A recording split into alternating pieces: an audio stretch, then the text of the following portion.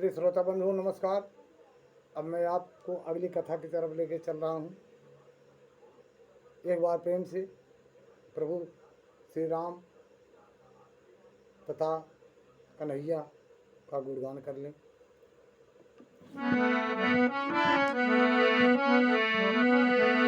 हरे सीताराम सीताराम सीताराम सीताराम सीताराम बोलो सीताराम सीताराम सीताराम बोलो सीताराम सीताराम सीताराम बोलो सीताराम सीताराम सीताराम बोलो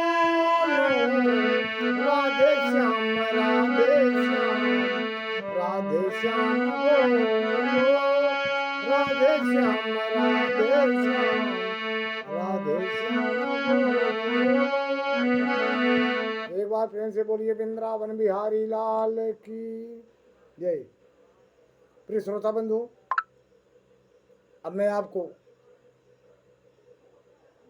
पीछे वाले भाग को छोड़कर आगे बढ़ता हूं। धुंधकारी जो है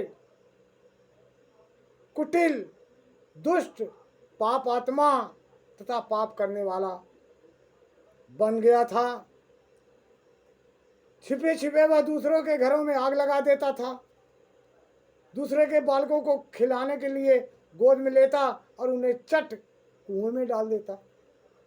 हिंसा का उसे व्यसन सा हो गया था।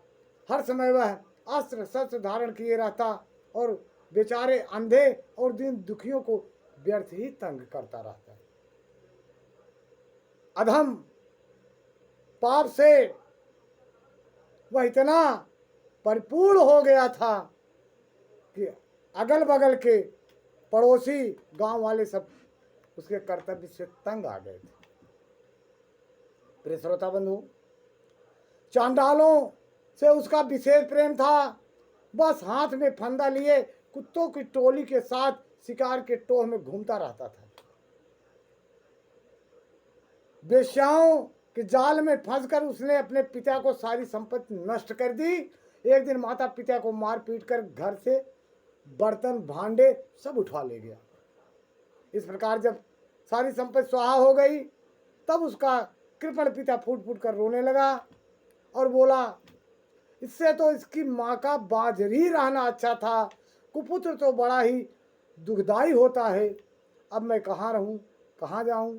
मेरे इस संकट को कौन काटेगा? हाय, मेरे ऊपर तो बड़ी विपत्ति आ पड़ी। वह रो रो कर पूरे गांव में भी टहलता हुआ ब्राह्मण देवता। उसी समय परम ज्ञानी गोकर्ण जी वहां आए। वही गोकर्ण जो गाय से पैदा हुए थे और उन्होंने पिता को वैराग्य उपदेश करते हुए बहुत समझाया। वे बोले, पिताजी, इस संसार के आसार हैं, अत्यंत दुखरूप और मोह में डालने वाला है। पुत्र किसका, धन किसका, स्नेह बस पुरुष रात दिन दीपक के समान जलता रहता है। इंद्र को और चक्रवर्ती राजा को कुछ सुख नहीं है। सुख है तो केवल विरक्त एकांत जीवी मुनि को है। अपने पिताजी को यानी आत्मदेव महाराज को बड़े प्रेम से गोकर्ण समझा रहे हैं। इसलिए यह मेरा पुत्र है, इसे अज्ञान को छोड़ दीजिए।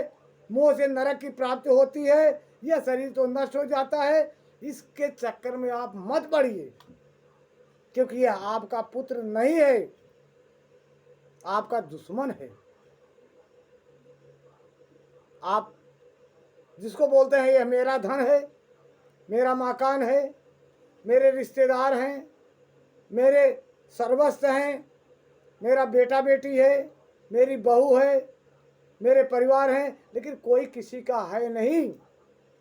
सबसे सुंदर केवल प्रभु का आशीर्वाद, प्रभु की कृपा, प्रभु के चरणों में अपना जीवन समर्पण करने से बढ़कर संसार में कुछ है ही नहीं। श्रोता बंधु, गोकर्ण के ऐसे वचन सुनकर आत्मदेव वन में जाने के लिए तैयार हो गए। उन्होंने कहा, बेटा मैं वन में रहकर मुझे क्या करना चाहिए, यह मुझे विस्तार पूर्वक कहो। मैं बड़ा मूर्ख हूँ, अब तक कर्मवश स्नेहवश पास में बंधा हुआ परिवार के मोह में, पुत्र के मोह में सारा धन भी बर्बाद किया, सारा जीवन भी बर्बाद किया, और अपंग की भांति इस घर रूप अंधेरे में कुएं में ही पड़ा रहा हूँ। तुम बड़े दयाल हो, इससे मेरा उद्धार करो। फिर श्रोता बंधुओं, गोकर्ण ने कहा, पिताजी यह शरीर हड्डी मांस और रुधिर का पिंड है, इसे आप मैं मानना छोड़ दें और स्त्री पुत्रादि अपना कभी ना माने, इस संसार को रात दिन क्षण भर में देखें, इसकी किसी भी वस्तु को स्थाप समझकर उसमें राग न करें, बस एकमात्र वैराग रस के रसिक होकर भगवान की भक्ति में सदा लीन हो जाइए। भगवत भजन ही सबसे बड़ा धर्म है, निरंतर उसी का आश्रय लेकर रहिए।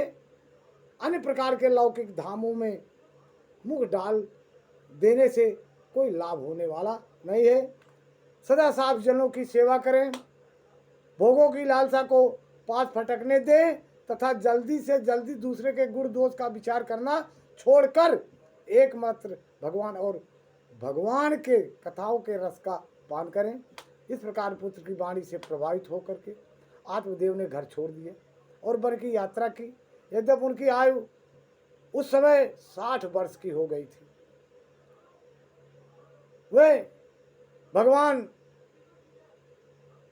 पारब्रह्म परमेश्वर ईश्वर सर्वेश्वर परमात्मा विश्वात्मा भक्त वत्सल श्री कृष्ण के चरणों में अपनी श्रद्धा को लगाया और वन को चले गए।